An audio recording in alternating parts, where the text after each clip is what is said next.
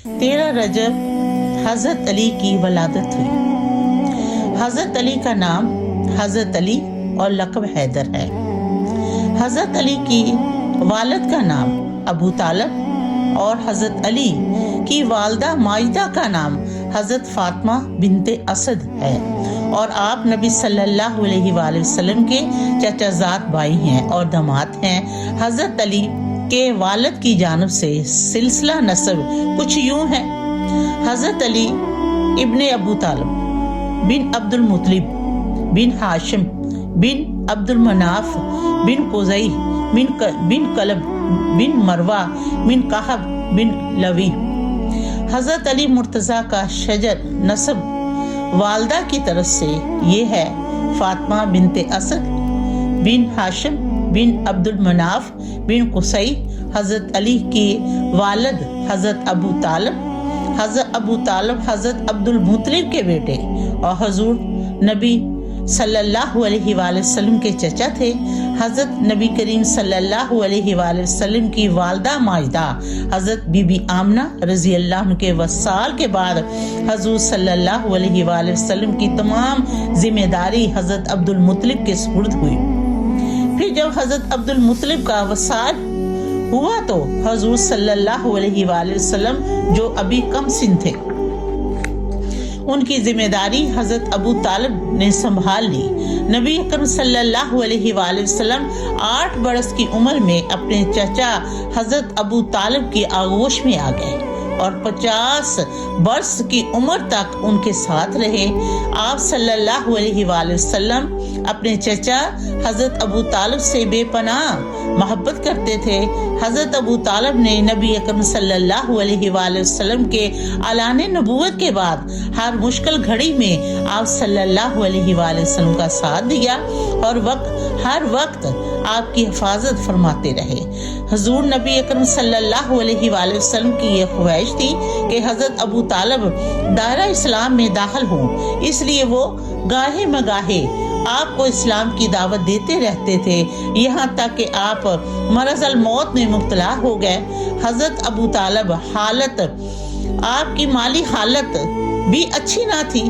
हुजूर नबी अकरम सल्लल्लाहु अलैहि वसल्लम ने अपने चचा हजरत अब्बास रज़ी अल्लाह से मशवरा किया और यूं हजरत अब्बास रज़ी अल्लाह और हजरत जाफर रज़ी अल्लाह की और हुजूर नबी अकरम सल्लल्लाहु अलैहि वसल्लम ने हजरत अली मुर्तज़ा रज़ी अल्लाह की जिम्मेदारी संभाल ली। रवायत में आता है कि हजरत अबू तालिब जब मरज़ल मौत में मुब्तला हुए तो हुजूर नबी अकरम सल्लल्लाहु अलैहि वसल्लम ने उस वक़्त आपके पास तशरीफ लाए और आपको एक मर्तबा फिर दावत इस्लाम दी। हजरत अबू तालिब ने पूछा कि वो कौन सा कलमा है जो मुझे नजात दिलवाएगा। हुजूर नबी अकरम सल्लल्लाहु अलैहि वसल्लम ने आपको कलमा पढ़कर सुनाया, ला इलाहा इल्लल्लाह मुहम्मदुर रसूलुल्लाह। हजरत अबू तालिब ने कहा, ए भतीजे, मैं जानता हूँ कि तू मेरा खैर खा है, लेकिन मैं इस बात से डरता हूँ कि अहले कुरैश ये ना कहें कि मैं मौत से डर से मुसलमान हो गया हूँ।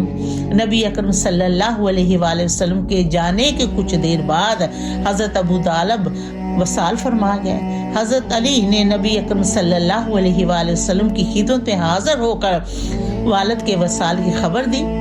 नबी अकरम सल्लल्लाहु अलैहि वसल्लम की आंखों में आंसू जारी हो गए और आप अपने चचा के साए से महरूम हो गए।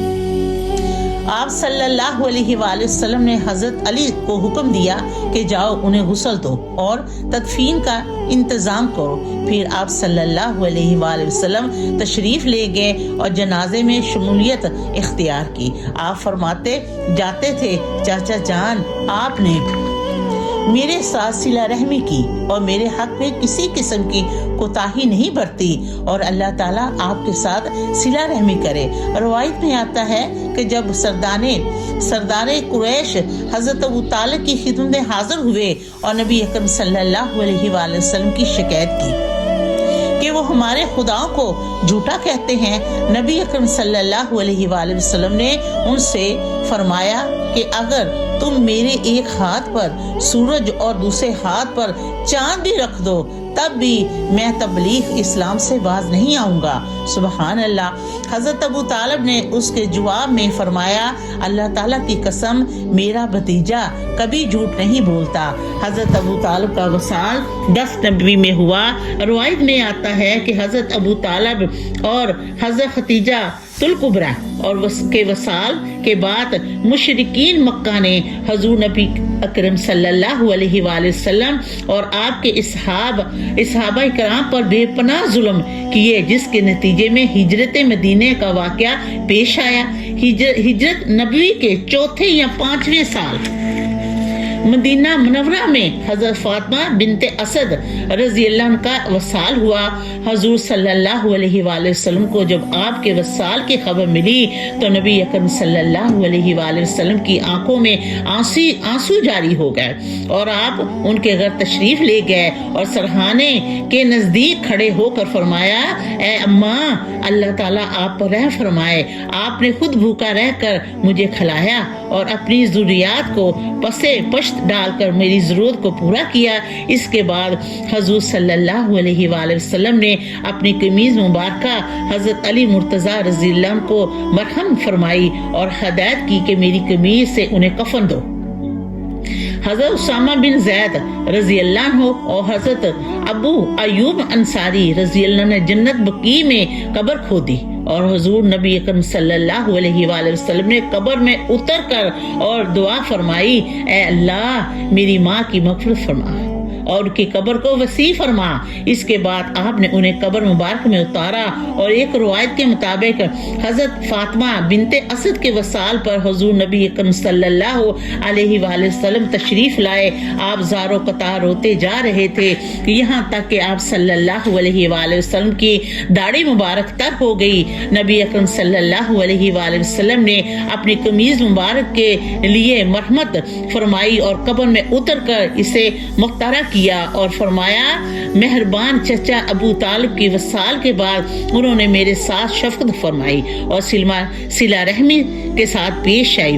حضرت علی کی پیدائش، حضرت علی حضور نبی اکرم صلی اللہ علیہ وآلہ وسلم کی پیدائش کے 30 سال بعد پیدا ہوئے اور یوں آپ صلی اللہ علیہ وآلہ وسلم نبی اکرم صلی اللہ علیہ وآلہ وسلم سے 30 برس چھوٹے تھے۔ روایت کے مطابق حضرت علی کی پیدائش خانہ کعبہ میں ہوئی۔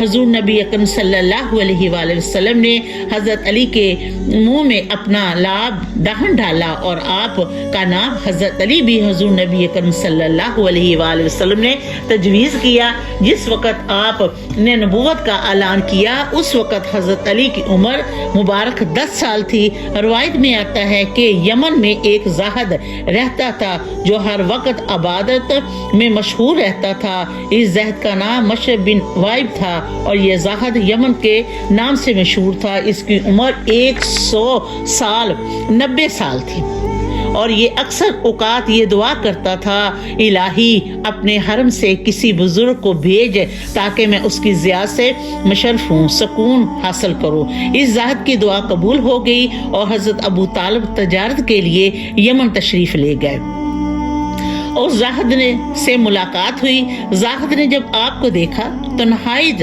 تہذیب سے پیش آیا اور پوچھا، آپ کہاں کے رہنے والے ہیں؟ حضرت ابو طالب نے کہا، میں تہامہ کا رہنے والا ہوں۔ اس نے پوچھا، کون سا تہامہ؟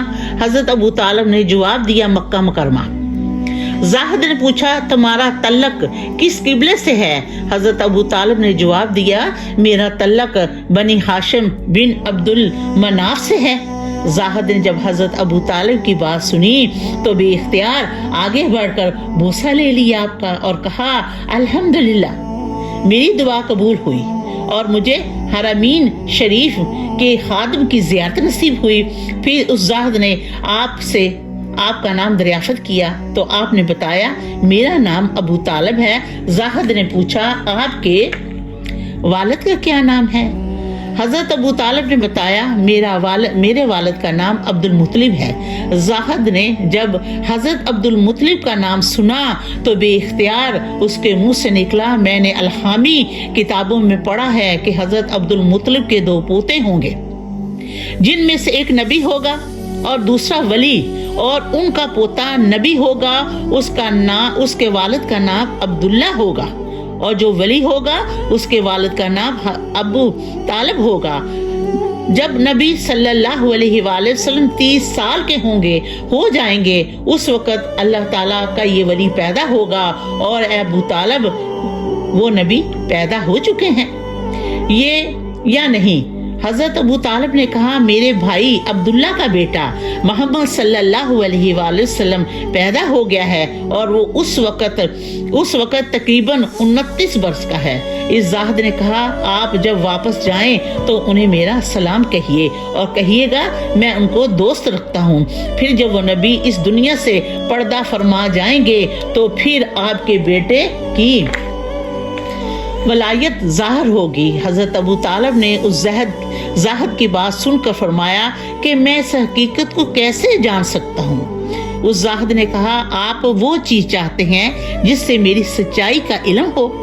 حضرت ابو طالب نے ایک سوکھا درخت کی جانب اشارہ کرتے ہوئے فرمایا مجھے اس درخت میں سے تازہ انار چاہیے۔ اس زاہد نے دعا کے لیے ہاتھ اٹھائے اور بارگاہ الہی میں عرض کی اے اللہ میں نے نبی صلی اللہ علیہ وآلہ وسلم اور ولی کی تعریف کی ہے، ان کے صدقے میں مجھے تازہ انار عطا فرمائیے۔ چنانچہ دیکھتے ہی دیکھتے درخت ہرا بھرا ہو گیا اور اس میں تازہ انار پک گئے۔ حضرت ابو طالب نے وہ انار کھایا اور اس عابد کا شکریہ ادا کرتے ہوئے مکہ مکرمہ روانہ ہوئے۔ آپ حضرت علی ایک مرتبہ اپنی زوجہ محترمہ حضرت سیدہ فاطمہ زہرا سے ناراض ہو گئے اور مسجد میں جا کر فرش پر لیٹ گئے، جس سے آپ حضرت علی کے جسم مبارک پر مٹی لگ گئی۔ اس دوران حضور نبی اکرم صلی اللہ علیہ وآلہ وسلم اپنی بیٹی سے ملنے گئے تو انہیں آپ کو پتہ چلا کہ حضرت علی ناراض ہو کر مسجد میں چلے گئے ہیں۔ حضور نبی اکرم صلی اللہ علیہ وآلہ وسلم حضرت علی رضی اللہ عنہ کو لینے کے لیے مسجد میں پہنچے تو حضرت علی مسجد کے فرش پر سو رہے تھے۔ حضور نبی اکرم صلی اللہ علیہ وآلہ وسلم نے حضرت علی کو مخاطب کرتے ہوئے فرمایا اے ابو تراب، کہ مٹی لگی ہوئی تھی نا حضرت علی کو، تو کہا اے ابو تراب اٹھو۔ حضرت علی نے حضور صلی اللہ علیہ وآلہ وسلم کی بات سنی تو اٹھ کھڑے ہوئے۔ چنانچہ اس دن سے حضرت علی رضی اللہ عنہ کو ابو تراب کے نام سے مشہور ہو گئے کہ مٹی لگی ہوئی تھی نا، تو عربی میں اس کا مطلب ہے ابو تراب کے نام سے وہ مشہور ہو گئے۔ الحمدللہ۔